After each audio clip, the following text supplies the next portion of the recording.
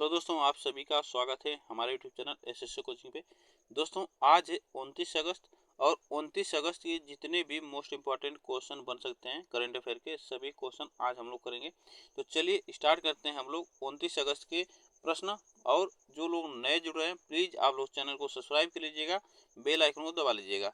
ठीक, चलिए यह क्लास आपको डेली करंट अफेयर की सुबह 6 बजे आपको मिलेगी डेली।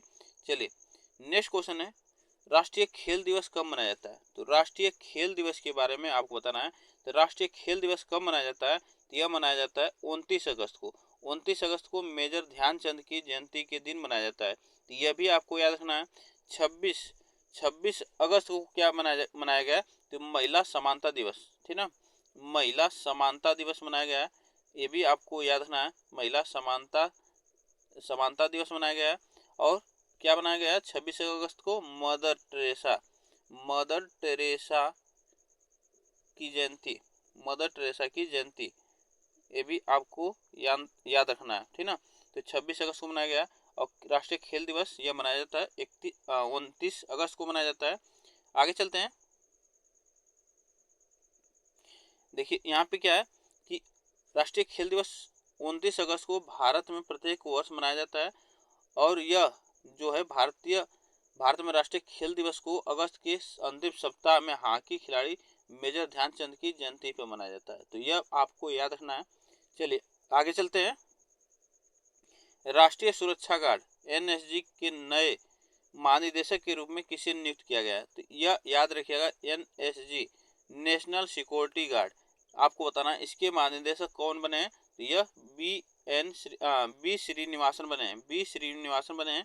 ठीक, इनके बारे में थोड़ा सा जानते हैं। देखिए यह जो है बिहार कैडेट कोर के 1992 के बैच के आईपीएस रह चुके हैं, ये भी आपको याद रखना है। ठीक, और इनकी सेवानिवृत्ति कब तक होगी? तो यह 31 अगस्त 2027 तक होगी। यह आपको याद रखना है, ठीक ना, इतनी बातें आपको याद रखना है। और यह क्या है, श्रीनिवासन को देश के आतंकवाद रोधी बल राष्ट्रीय सुरक्षा बल एनएसजी के महानिदेशक जो डीजे के रूप में नियुक्त किया गया है। ठीक, ये भी आप याद रखिएगा। चलिए आगे चलते हैं। भारत में प्रतिवर्ष कब से कब तक के बीच राष्ट्रीय नेत्रदान पखवाड़ा मनाया जाता है? तो याद रखिएगा, राष्ट्रीय नेत्र पखवाड़ा मनाया जाता है। तो यह 25 अगस्त से 8 सितंबर तक मनाया जाता है। ठीक, आगे चलते हैं। सरकार ने कहाँ में विश्व दृश्य श्रव्य और मनोरंजन शिखर सम्मेलन वेब की मेजबानी के लिए तैयार कर लिए? यह गोवा में, ठीक ना, यह गोवा में तैयार कर लिए। चलिए आगे चलते हैं। किसने प्लास्टिक प्रदूषण पर अंकुश लगाने के लिए एक अभिनव अभियान शुरू किया है? यह गुजरात प्रदूषण नियंत्रण बोर्ड ने एक अभिनव अभियान शुरू किया है, ठीक ना, प्लास्टिक प्रदूषण पर रोक लगाने के लिए। आगे चलते हैं। नेक्स्ट क्वेश्चन है, देखिए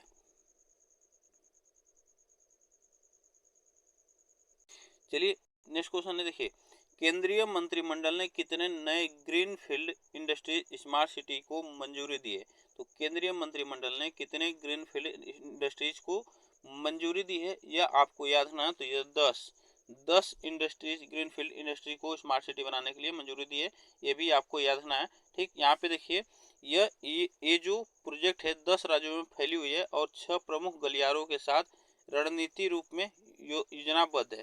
ये भी आपको याद रखना है। देखिए यहाँ पे केंद्रीय मंत्रिमंडल ने देश के औद्योगिक परिदृश्य को बदलने के लिए राष्ट्रीय औद्योगिक गलियारा विकास कार्यक्रम के तहत 12 नए ग्रीनफील्ड इंडस्ट्रीज स्मार्ट सिटीज को मंजूरी दी है। तो यहाँ पे 12, यहाँ पे ऑप्शन हमारा सी से होगा, यहाँ पे 10 नहीं होगा, सी ऑप्शन यहाँ पे सही होगा। ठीक है, 12 यहाँ पे ऑप्शन हमारा सही होगा।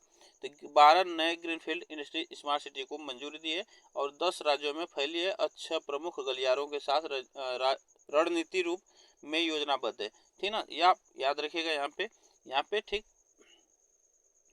पीएम मोदी ने महाराष्ट्र के कहाँ में 11 लाख नई लखपति दीदियों को प्रमाण पत्र वितरित किए? यह जलगांव महाराष्ट्र में, ठीक ना, यह जलगांव महाराष्ट्र में यह वितरित किए हैं 11 लाख लखपति दीदियों को।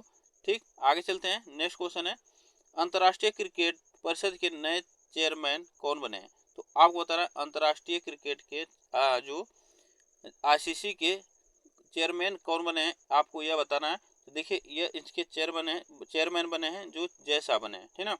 देखिए भारतीय क्रिकेट बोर्ड जो बीसीसीआई के सचिव जय शाह को अंतर्राष्ट्रीय क्रिकेट परिषद आईसीसी के नए चेयरमैन के रूप में निर्विरोध चुना गया है, जो कि इनकी उम्र 35 साल में शाह इस पद पर संभालने वाले सबसे युवा व्यक्ति बन गए हैं। ये भी आपको याद रखना है। उन्होंने इससे पहले ग्रेगर बार्गले का स्थान लिया है। तो ग्रेगर बार्गले इससे पहले दो बार यह इस पद पर रह चुके हैं, ठीक है, 2 बार इस पद पर रह चुके हैं और तीसरी बार इस पद के लिए चुनाव नहीं लड़े, ठीक ना, यह आपको याद रखना है। चलिए आगे चलते हैं। किसने निवेश द्विपक्षीय व्यापार पर चर्चा के लिए सिंगापुर में शीर्ष कारपोरेट नेताओं से मुलाकात की? तो यह किसने की? तो पीयूष गोयल ने की। पीयूष गोयल ने की है। नेक्स्ट क्वेश्चन है, उत्तर प्रदेश के लखनऊ मंडल के अंतर्गत आने वाले कितने रेलवे स्टेशनों के नाम बदले गए? तो आपको बताना है कितने रेलवे स्टेशनों के नाम बदले गए हैं। तो यह 8 रेलवे स्टेशनों के नाम बदले गए हैं, ये भी आपको याद रखना है। अमेठी क्षेत्र में आने वाले निहालगढ़ रेलवे स्टेशन का नाम महाराजा बिजली पासी रेलवे स्टेशन कर दिया गया है, तो ये भी आप याद रखिएगा, ठीक।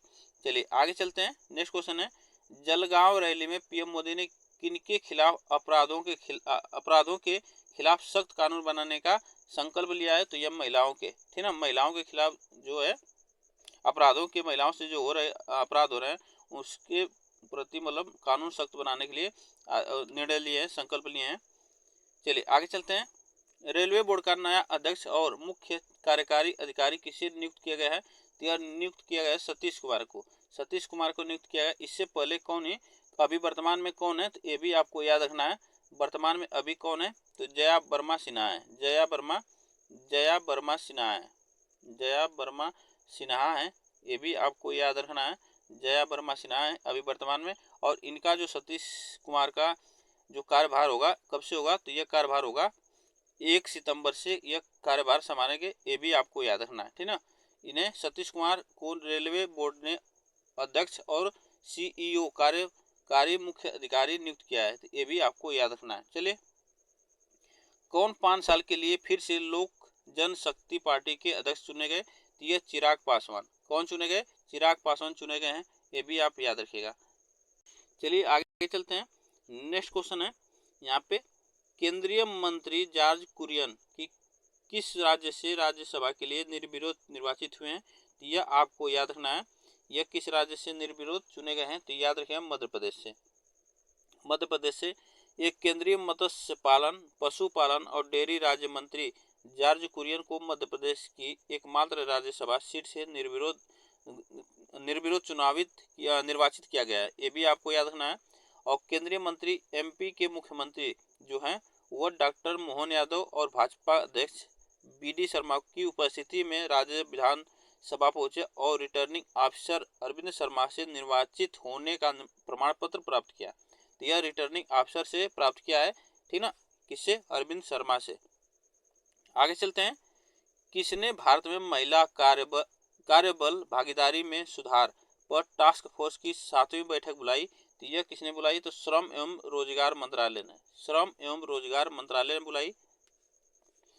आगे चलते हैं। नेक्स्ट क्वेश्चन है, भारतीय एयरटेल है, यहाँ पे भारतीय एयरटेल ने हाल ही में म्यूजिक सहित अन्य सेवाओं के लिए किसके साथ साझेदारी की है? तो यह साझेदारी की है एप्पल के साथ, ठीक ना, यह एप्पल के साथ साझेदारी की है।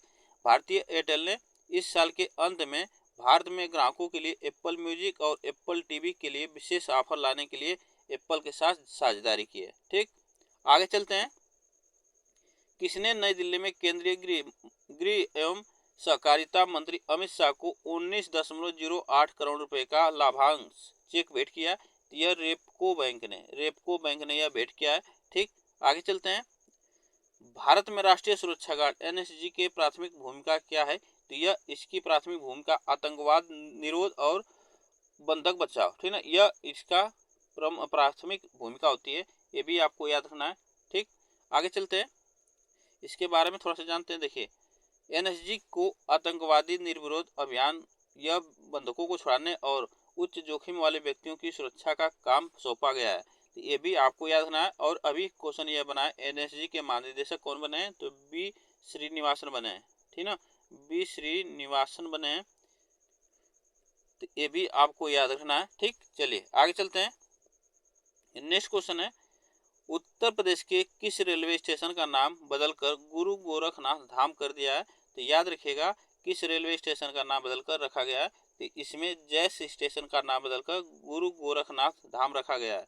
ठीक, इससे संबंधित और भी प्रश्न यहाँ पे बनेंगे रेलवे स्टेशन जो नाम परिवर्तन हुए हैं। देखिए 27 अगस्त 2024 को उत्तर रेलवे द्वारा एक आदेश के अनुसार उत्तर प्रदेश के 8 रेलवे स्टेशनों के नाम बदले गए, जिसमें कासिमपुर हाल्ट अब जायस सिटी के नाम से जाना जाएगा, और जायस रेलवे स्टेशन को गुरु गोरखनाथ धाम से, और मिसरौली को माँ कालिकन धाम के नाम से जाना जाएगा, और बनी रेलवे स्टेशन को स्वामी परमहंस के नाम से, और निहालगढ़ को महाराजा बिजली पासी के नाम से जाना जाएगा, और अकबरगंज को माँ अहोरवा जो है भवानी धाम के नाम से जाना जाएगा, और वारिसगंज को अमर शहीद भाले सुल्तान के नाम से जाना जाएगा, और फुर्सतगंज का नाम जो हो गया तपेश्वर नाथ धाम के नाम से, ठीक ना। तो इतने नाम परिवर्तित किए गए हैं, ये भी आपको याद रखना है।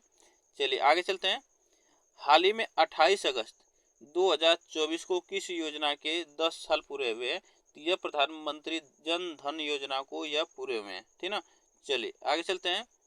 हाल ही में भारत और किस देश ने नदी की सफाई के लिए SLCR परियोजना शुरू की है, तो यह भारत के साथ मिलकर डेनमार्क ने शुरू की है, ठीक है। यह बनारस में यह परियोजना चल रही है, बनारस में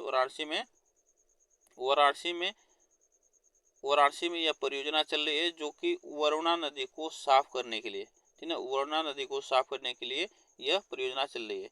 तो यह देखिए इसका SLCR इसका जो फुल फॉर्म है यह small laboratory for clean river, यह इसका फुल फॉर्म है, ये भी आपको याद रखना है। तो आज के लिए बस हम लोग इतने ही प्रश्न करेंगे। आप लोग को यह प्रश्न कैसे लगे कमेंट बॉक्स में जरूर बताइएगा, वीडियो को लाइक शेयर जरूर कर दीजिएगा। फिर मिलेंगे नेक्स्ट टॉपिक के साथ, तब तक के लिए थैंक यू सो मच आप सभी को।